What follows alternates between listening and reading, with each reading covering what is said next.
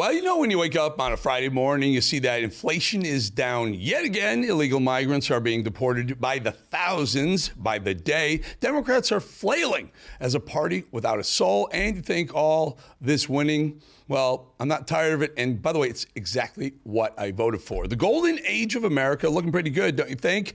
But then it's topped off with the clear demise of the leftist propaganda media, like sprinkles on top of the cupcake. Yet again, MSDNC has hit record lows. CNN, some of their lowest ratings ever since their very beginning also. Welcome to more winning. Let's get into it. So MSNBC, or DNC if you choose, had this grand old plan to reinvigorate their network in 2024. They had Joy Reid spouting racism every single hour of every single day. Yet they canned her, and they replaced Rachel Maddow, their number one, with, listen to this, Jen Circleback Psaki, because they were hemorrhaging viewers. She was supposed to be their next star, but even MSDNC's own viewers said thanks, but no thanks. Talk to the hand. Can't imagine why.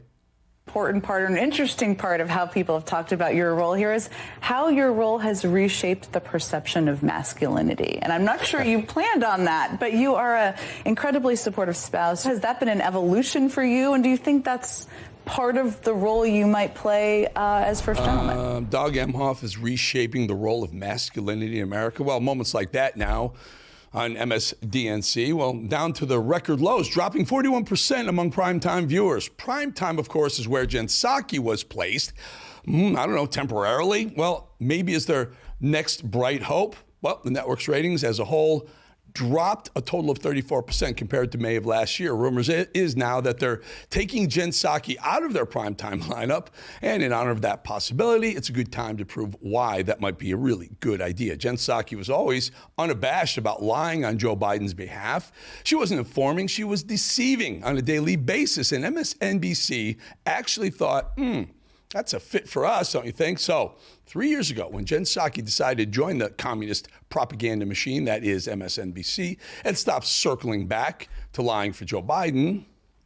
I'll circle back if there's more I can share with you. But I'll circle back with you if there's more to convey. I'll have to just circle back with you. We can circle back with him. I'm happy to circle back with you. I can circle back. I will have to circle back on that one. That's an excellent question. Oh, such an important question. We will circle back with you, and we'll circle back with you. It's an interesting question, but we'll circle back. I'm happy to circle back, but I'll have to circle back with you on it. It's a good question, but we'll circle back with you on this today. You know, the whole idea of circle back is she had no idea how to answer the question. I'll have to circle back and go figure it out in the back room. Jen was dizzy from all those circles and passed the baton to her esteemed colleague who would set off on a path to replacing Jen as one of the worst press secretaries. You know what? This is the worst press secretary of all time. Watch. As you all know, she will be the first Black woman, the first out LGBTQ plus person to serve in this role, which is amazing because representation matters. Oh, did you hear that? Representation matters, she says. That's because, I don't know, kind of interesting, don't you think? I don't know, call me crazy, but I thought what really matters is earning and deserving the job based on qualifications and or experience. I thought what matters is doing the job with care and, by the way, doing it right. So then Jen was welcomed to the MSNBC family with open arms after she left the White House and lied for Joe Biden forever. Great place to go after you lie for Joe Biden. Go lie for the folks on TV at MSNBC, right? Well, she continued to do Joe's bidding from her new chair at the state-run network. This all comes in a week where there was some New York Post report, inaccurate, false reporting that suggested that President Biden was kind of stalling, where he was paused, he was looking the other way.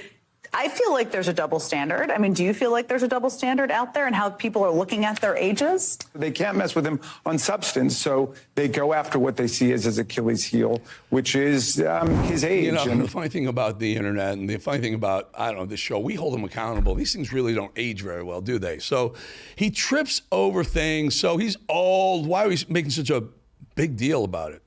Now, it's important to note, President Biden does nothing at 9 a.m. He is a night owl. So the fact that he is doing this at 9 a.m. anyway speaks to how vital the White House recognizes it is for him to have his voice out there, conveying that to the American public. See how the lies roll off her tongue so easy? Hey, Jen, let us just fix that for you a little bit. Now, it's important to note, President Biden does nothing at 9 a.m.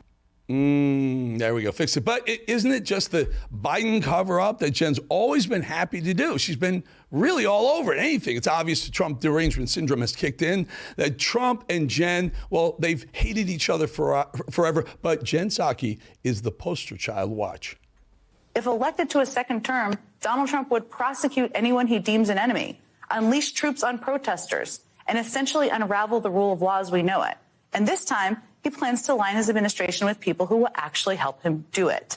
But sure, Joe Biden is 3 years older and occasionally trips over things. Oh, occasionally trips over things. Man, that really didn't age very well either, did it? Or how about when President Trump wasn't even in office quite yet and wildfires raged in California and were so poorly mishandled thanks to the crappy Democrat leadership up and down the whole totem pole, Jen Psaki still somehow found a way to blame who? Blame Trump. Instead, Donald Trump and his allies are injecting half-truths, misinformation, and flat-out lies in some cases in order to score a version of political points, I suppose. So you see, when the leftist machine uses the word misinformation, all that really means is that the facts don't suit their narrative. Or remember when Musk's Doge made moves on USAID, sent Democrats, used to filling their coffers into a panicked dizzy. They needed that USAID money. In order to do his work, Doge closed the headquarters on a Monday. Musk closed all the doors, locked those people out, told workers to stay home and work remotely. I guess who? So who shows up at the doors at USAID? Who do you think showed up at the doors? Would it be Republicans? No. Look who really showed up at the doors and were pissed off that USAID, their money bank, was being closed. Watch.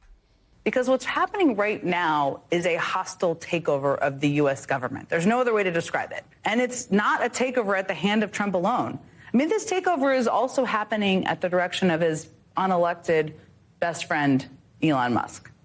His latest target was the United States Agency for International Development. And that agency is the one that not only leads on humanitarian assistance around the world, but also works to combat corruption and foreign aid programs. It's a big part of what they do.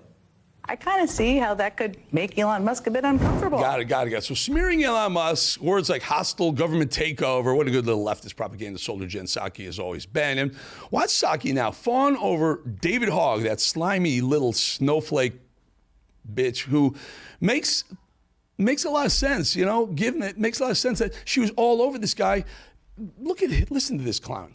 I love about you that you never hold back and you say what you think. Mm-hmm. I'm wondering, because James Carville said this was a crazy idea or a bad idea. Yeah. Now, he also predicted we would win the election in a landslide. A lot of people predicted that. Well, of course she loves. That speaks to my... It's a massive step up from Joe Biden, who had no mind to speak of. The other kid can't shut his mouth, and they don't like either one of those. Just last week, Jen Psaki, who worked for a president who hardly ever worked, who spent at least a third of his presidency on a beach in Delaware, and who would regularly call a lid before noon, which means no more news is coming out, on nearly a daily basis, had the audacity to peddle more of her deep state propaganda with this absolute pure 100% hypocrisy. And before you feel bad for any moment, this is what presidents sign up for, all of them. There are no on or off buttons for national crises or the all-encompassing responsibility of the presidency. And there are also, importantly, no on or off buttons for when you need to follow the law. But for some reason, the Trump administration thinks follow the law, says Jen Psaki. Joe Biden lied to America for 4 years. He waged nasty lawfare against his political opponent, weaponized our three-letter agencies to do it. He issued pardons for his whole damn family, which also helped himself avoid being implicated in those crimes. Joe Biden's follow the law BS button was off for his entire political career. And as president, that reached its nasty peak. And what's even the most or the worst is that even with all that we know now about Joe Biden, the cover-ups, when Jen Psaki uttered those words, the cat was out of the bag, but she doesn't care. Jen and her commie journalism comrades over at MSNBC think you'll believe whatever they say. Those days are over, folks. So yeah, MSNBC, and in particular the women they hung their hopes on, are realizing that living in the Democrat-Biden echo chamber era gets you nowhere, gets you no viewers, gets you no advertisers, and fast.